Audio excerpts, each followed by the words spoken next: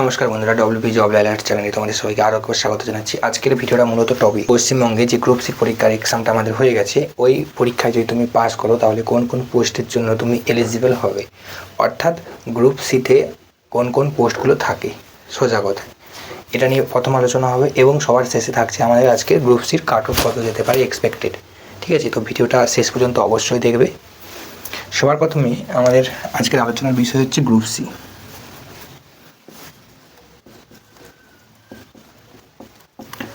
Group C, ঠিক আছে, group C বিষয়ে, গ্রুপ সিতে যদি তোমরা পাস করো, সবার প্রথমে আমরা আলোচনা করব কোন কোন পোস্টগুলো থাকছে। সবার প্রথমে আমাদের পোস্ট থাকছে ক্লার্ক, এরপর থাকছে লোয়ার ডিভিশন ক্লার্ক,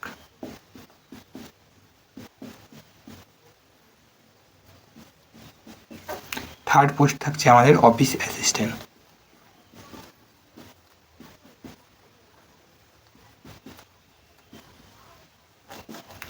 এবং এছাড়াও থাকছে ল্যাবরেটরি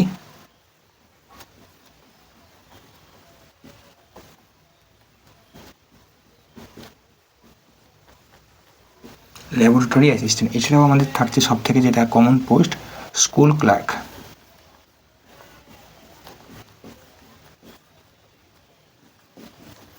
ঠিক আছে, এই পোস্টগুলো হচ্ছে আমাদের, এগুলো হচ্ছে আমাদের পোস্ট। ঠিক আছে, এরপর আমরা আলোচনা করব স্যালারি কত থাকছে।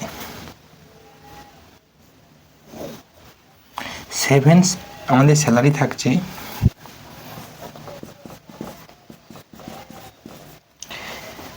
7 পে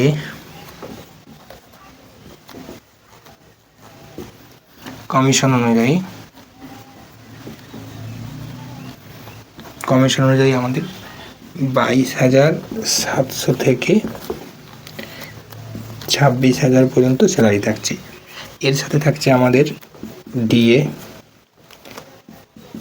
এইচআরএ এবং মেডিকেল। ঠিক আছে, ডিএ এইচআরএ থাকছে আমাদের 2500 প্লাস, ডিএ থাকছে 600, মেডিকেলও থাকছে 500 প্লাস। তো আমরা যদি সব নিয়ে একটা অ্যাপ্রক্স সব মিলিয়ে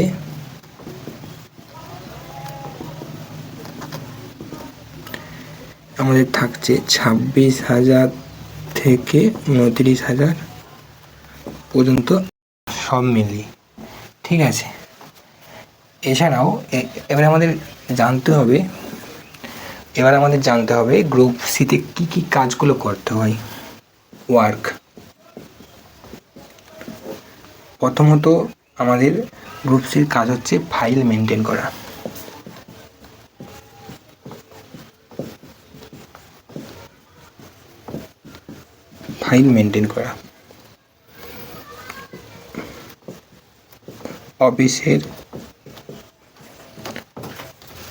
অফিসের কাগজপত্র সামলানো, তৈরি এবং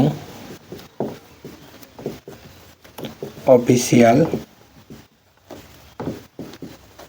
কাজ সামলানো।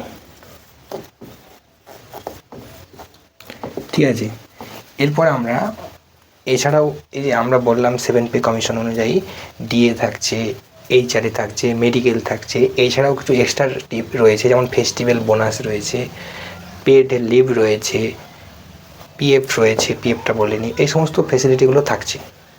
ঠিক আছে, তো গ্রুপ সি পোস্টটার যথেষ্ট ভালো লেভেলের পোস্ট, এবং এখান থেকে তোমার প্রমোশনের সুযোগ রয়েছে। যারা ক্লার্ক থেকে সিনিয়র ক্লার্কে প্রমোশনের ব্যবস্থা রয়েছে।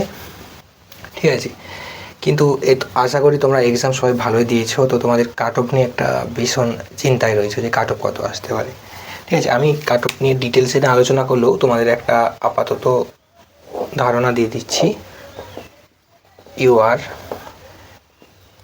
OBC, SC, ST, EWS.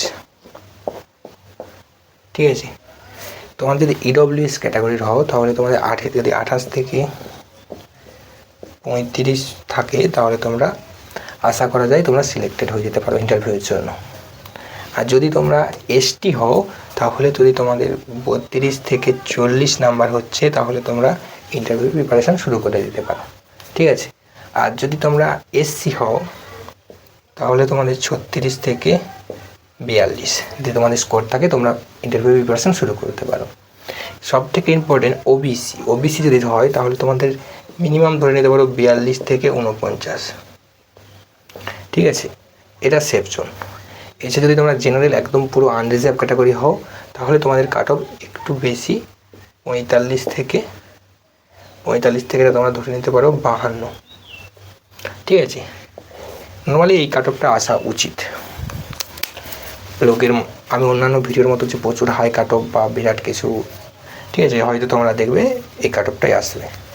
কারণ হচ্ছে তোমার ইন্টারভিউর পরেও একটা ফাইনাল মেরিট বেরোবে, তো তাই সমস্ত ফাইনাল কাট অফটা এখনই বেরোবে না। তো অনেকে বলছে কাট অফ 60-এর মধ্যে